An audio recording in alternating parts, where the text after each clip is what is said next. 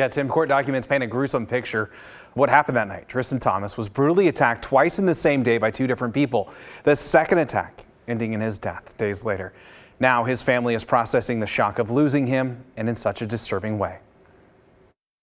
For this to happen, it's kind of out of left field, Brandon Thomas struggles to understand how his cousin, Tristan Thomas, was brutally attacked and murdered. Thomas was killed outside his Clackamas apartment complex on the night of September 21st.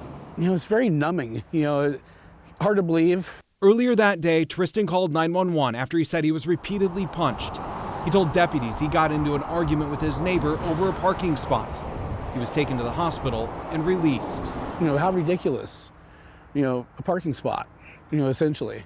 How it escalated from there, I have no idea. The neighbor was never arrested because, according to court documents, deputies didn't believe they had enough probable cause at the time for assault. If he was, outspoken, not shy, if he saw something that he thought was, needed some attention, he would definitely, speak up. Thomas called 911 again just after 11 o'clock that night. An argument with the neighbor he accused of punching him had escalated. He told dispatchers he was being threatened by several people.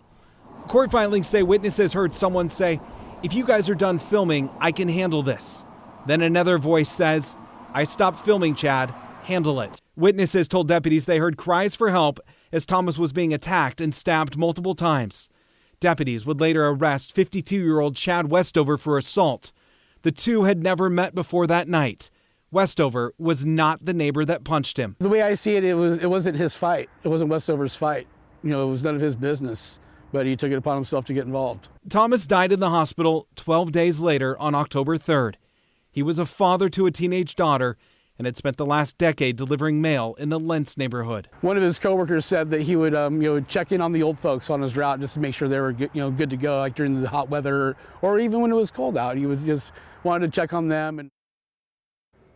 After Tristan died, the Clackamas County District Attorney's Office upgraded Westover's charges from assault to second-degree murder.